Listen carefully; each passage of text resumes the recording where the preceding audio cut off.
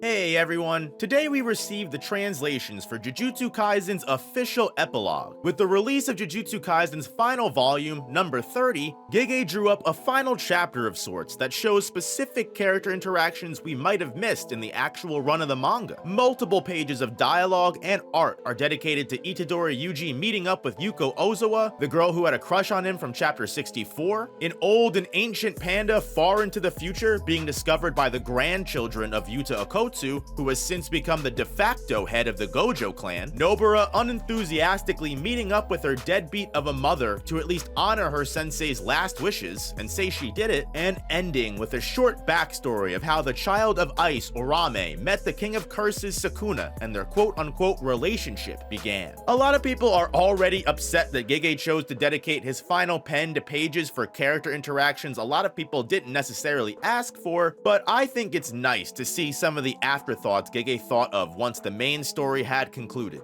And plus, I think people are still a little salty from that ending. But let's go through each of these short epilogues to see what Easter eggs we can find. Yuko Ozawa's epilogue begins with the page of Yuji and Ozawa from middle school watching snow fall while waiting for the bus. And we skip ahead to immediately after the battle with Shinjuku, where Yuko is traveling through the train station, being surprised that she hasn't been able to meet anybody that she knows from middle school. But of course, she reminds herself that even if she was to meet someone, they wouldn't remember what she looks like. And it's then she remembers Itadori being the only person that was willing to remember who she was. And as she thinks of Yuji, Yuji suddenly appears, scaring the crap out of her. Yuji had to go back to his hometown because his grandpa's home was left as is after dying. And after all of his struggle, Yuji was finally able to return home and clean up, which is ironically the exact reason Ozawa is in her hometown, having to move her grandma into an old person's home. Ozawa asks Yuji if he was okay being in Tokyo, especially with all the Jujutsu terrorism that was going on, and the fact that Yuji has facial scars now, which she knows for sure are from Yuji being in danger during Shibuya. And as the snow falls again, the two characters can reminisce about both liking snow. Yuji admits he loves snow because it makes him want to make a snowman, but Yuko adds a little bit more meaning to it, watching snow fall reminding her that snow is bright, especially when it piles up more and more until it becomes the man that it deserves to be, reminding Ozawa of the man that Yuji is. Meanwhile, Megumi and Nobara are freaking out, wondering when did Yuji become an actual adult and is doing romantic adult things. This story shows that Yuji has truly matured a lot since becoming a sorcerer, but isn't too different from the young, hot-headed, and well-meaning boy he was since the beginning. This is a great parallel to someone like Ozawa, who believes with how much she's changed, even the over 200 people she went to school with wouldn't recognize her. Yet still, despite everything they've both been through, the two of them can still recognize each other and appreciate the things they used to, even before they became the new people they are. Meanwhile, Panda's story is pretty short and focuses on two of Yuta Okkotsu's grandchildren, a boy and a girl, looking through their grandfather's old cursed tools and discovering the Panda doll, who, since the Battle of Shinjuku, has lost his ability to self-sustain with cursed energy, and after about 20 more years or so after the Culling Games, eventually ceased to function. But even in 2080, every once in a while, Panda gets a little bit of life back, having the chance to meet the grandchildren of one of his closest friends he had during his real life. This short story confirms that the damage Kashimo caused to Panda was irreparable, and the two sibling souls that once existed within Panda actually did sacrifice themselves to save the main personality. Panda was able to survive the attack, but lost his siblings forever and forever remained in his cute, small form. Because of the loss of his siblings, Yaga's three-spirit constant observation theory ceased to exist, meaning Panda no longer had a cursed corpse body with a self-sustaining cursed energy, meaning Panda couldn't be a sorcerer anymore, and also his days were numbered, eventually ceasing function in 2035, 17 years after the Battle of Shinjuku. Panda was of course still considered an important treasure to the replacement clan head Yuta Okkotsu, who it makes sense would take up the mantle, considering his distant relation to the family, and him being the next strongest sorcerer behind his sensei. Panda was kept in cursed tool storage to remain as a Gojo family heirloom, and even in 2080, at the time of Yuta's grandchildren, Panda can still move here and there, regaining awareness for short periods of time.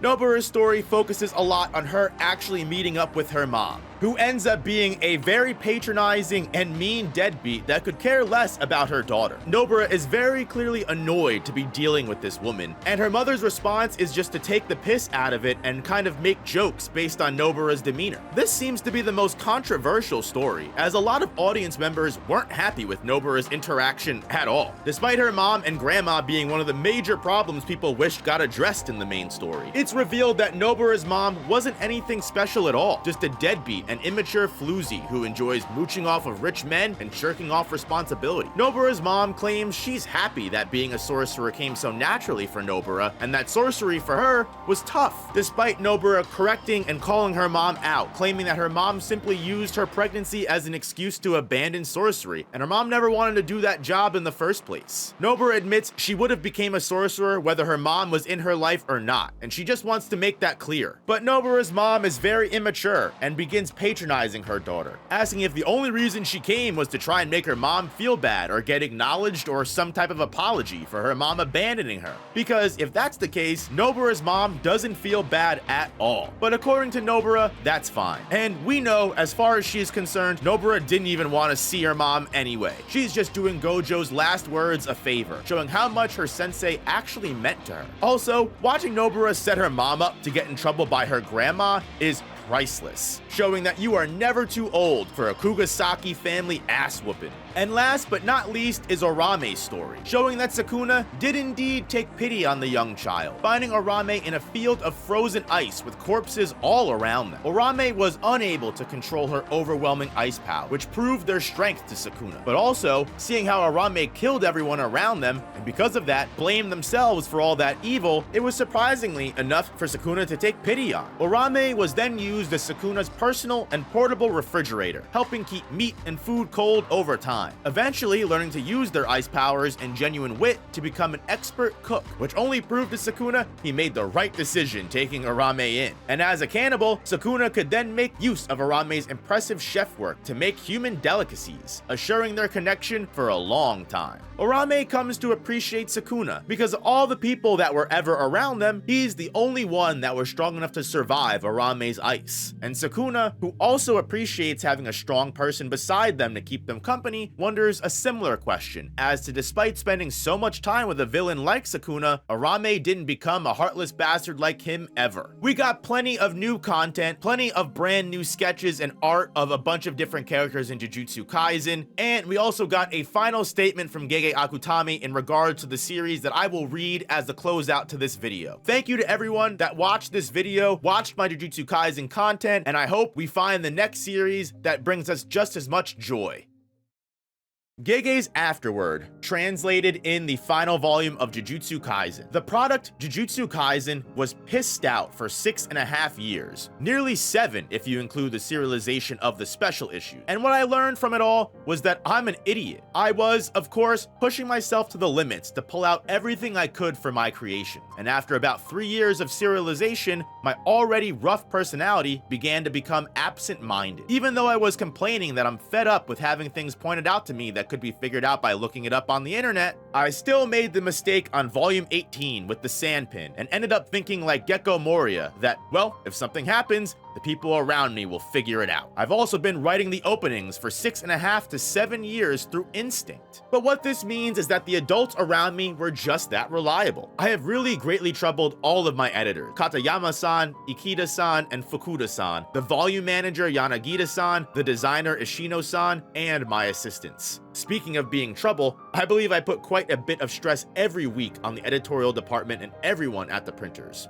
I really apologize greatly for that. Jujutsu began running with my first editor, Yamanaka-san, and we immediately entered an underground forced labor arc, but he periodically communicated with me. Thank you, and I am grateful for meeting you. The reason I did not talk much in between the volumes was because I'd become absent-minded. When first becoming serialized, I took into consideration that Jujutsu Kaisen was being serialized in a major magazine. I had this feeling of trying to do my best to alleviate those who would read Jujutsu Kaisen and feel hurt, and those who would be hurt by those who read Jujutsu Kaisen. The result of that was me telling myself, shut up, I get it. Akutami, you just want to be seen as a good person, and I was hurting myself, so I stopped trying that. To begin with, that idea was very prideful, and I understand now that it was due to me lacking the conviction to put my created work out into the world. This is embarrassing, But even now, I do not fully have that conviction, even considering evil intent that doesn't exist. I still want to shout out loudly, but the root cause of it is my immaturity as a mangaka, so I hold it in, or rather, I continue on in a condition where all I can do is swallow it. The good thing about Shonen Jump is that the brand image is built around not the creator, but the created work, and so, by trusting myself to make it so that the readers can read my manga without worry, I will take the lessons of these 7 years to heart, and I want to overcome my problems after this. I have books packed that I bought during serialization, some for study, some just to have around because they might make me smarter. In truth, I do feel they made me smarter just by having them around, even if I didn't read them. It's scary. This is the end of the Jujutsu Kaisen that I have drawn. To everyone who supported me, to the people who read it all at once when it became topical, to those who read it wanting to see what came after the anime, to the person who just happened to read this final volume, any reason is fine. I truly thank you. And until we meet again.